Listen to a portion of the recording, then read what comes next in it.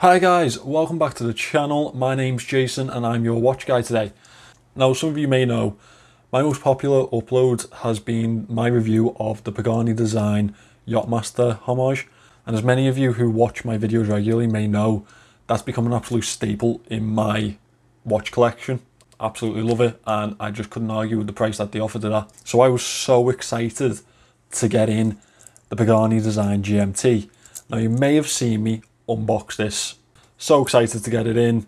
I've had it on wrist for a good few days now. Enough time to give you guys a honest review. If any of you want to pick up this Pagani Design GMT, there's an affiliate link in the description. I get a little bit of a kickback from that, but you don't pay any extra. And it is also going on sale in a day and a half. Now it's going down to £69.93. And for £70, it's an absolute bloody bargain. It's 7 o'clock on the 13th today, so it starts on the 15th. I think it goes on for about 7 days, I think. Just try and get on that if you're going to get one of these. Get it quick and get it cheap as you can. So I was made up to get this watch in. Absolutely gorgeous watch aesthetically. But how did it live up to my expectations? And is it a better option than the Pagani Design Explorer? Well guys, we're going to find out. Here's the review. So guys, this is the Pagani Design GMT, otherwise known as the PD-1662. I'm going to start by telling you a little bit about the movement. They've listed it as a Pearl DG5833 GMT. Now I couldn't find much about it online. I think it's a Mingju movement. After tracking it for a couple of days, there's the movement in the back there, you can see in the display case. After tracking it for a couple of days on my Time Grapher app, these are the results just here. Now it's tracking at about -8 seconds a day, which I think is pretty good. See, while it's on wrist with me, it gets taken off a lot, it gets thrown onto the side, it doesn't get treated exactly perfectly.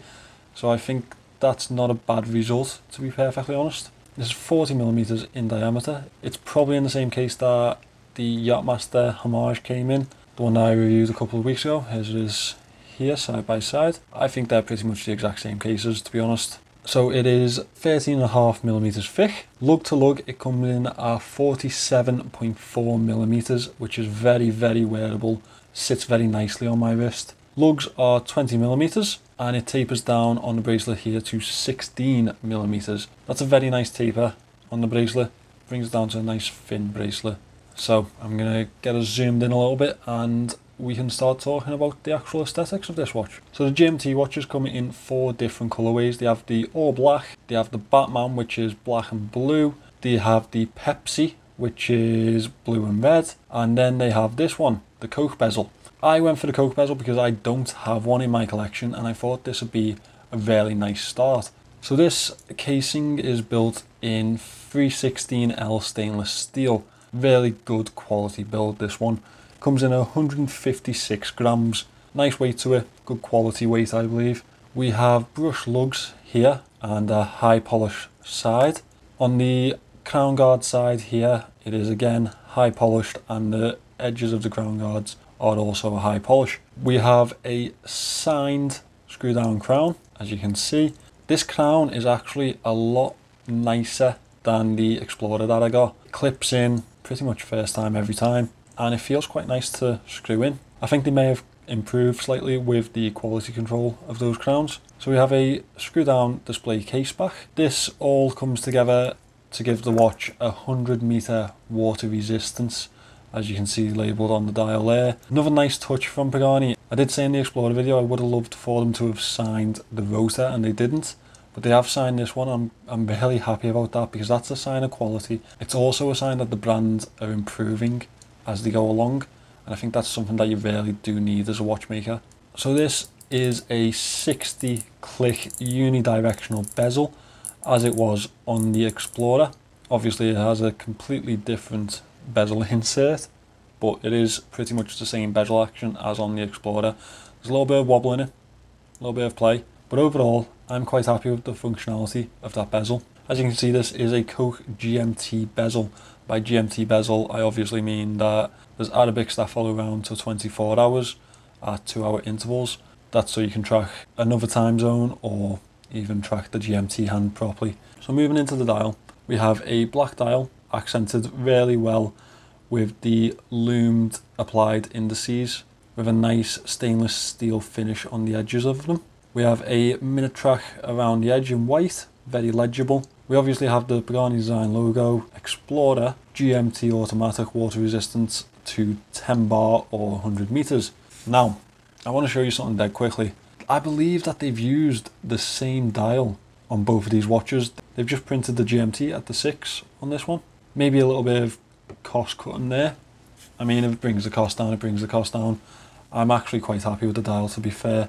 So this watch does have a sapphire crystal, which again is a good sign of quality. We have a Cyclops at the 3 o'clock position over the date window. I think that's a 2.5 magnification. That is also a sapphire Cyclops. Again, a very nice sign of quality. We have a Mercedes handset, as you'd expect from a homage to a Rolex. It is the same handset you would find on the Explorer again. The only difference is that we have this GMT hand just here.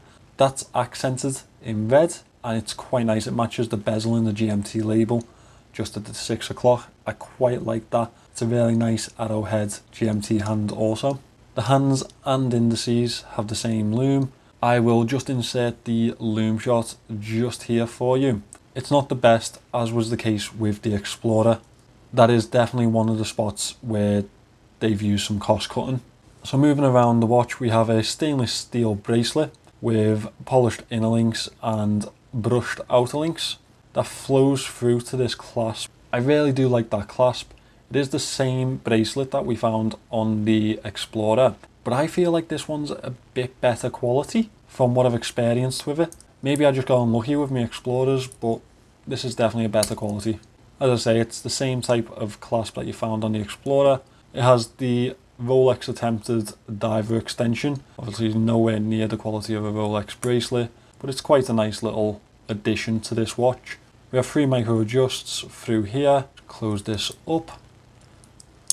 The real sign of quality that I really liked on this bracelet, as I did with the Explorer, is these screw in links.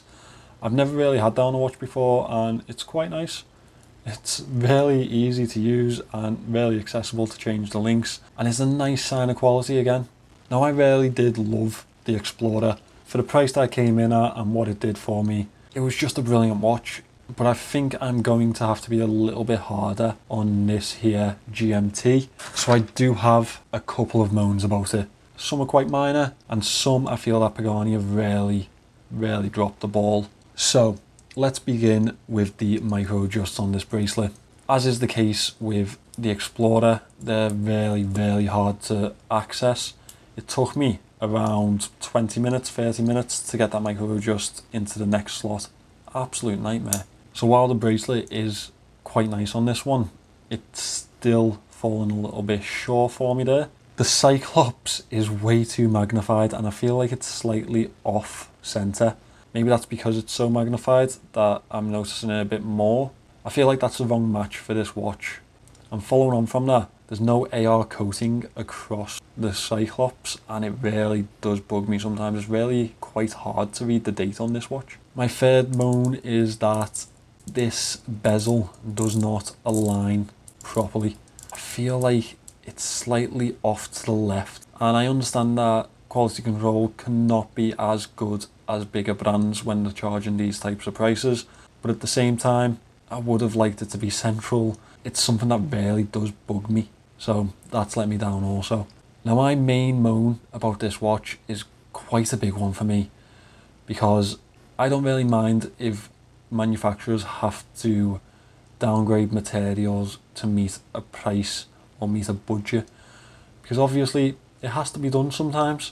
This bezel insert is not ceramic, it's aluminium, and I don't mind that. I've got them on Seikos that cost me 4 times or more what this watch cost me. The main issue that I have is that it's advertised with a ceramic bezel insert, and it's quite upsetting that Pagani have advertised that and not actually delivered. Now, I believe the fully black colourway is ceramic, so maybe that's where they got the wires crossed a little bit. I feel like they need to make that definition in their advertising. After all, they're selling a product to a consumer, and a lot of people will be let down by that. So, my conclusion of this watch. There are a few downsides, as I've just mentioned. but there are way too many upsides to this watch to ignore it, especially at the price range that it's at. And as I mentioned in the intro to this video, if you get it in the sale, it's under £70, and I think that's an absolute bargain for a GMT watch with a sapphire crystal, especially one that is built to this quality. I think Pagani have again knocked this out of the park, and I'm looking forward to what they're going to do next, to be honest. So guys, that's my review of my first GMT watch. So if we take away those couple of moans that I mentioned at the end, the Pagani GMT is actually a really solid watch, and I think Pagani have done really well with it. Now, my affiliate link to this watch is in the description. I do get a kickback from it. You don't get charged any extra. If you're going to pick this up, pick it up in the sale. It starts the 15th of June, and I think it's a 100% worth it at £69.93, just under £70. I have no complaints at that price. Now, if you did enjoy the video, guys, please do subscribe. Only about 15% of the people who watch my videos are subscribed, and I'd like to change that a little bit. Thanks for watching, and I will see you in the next one.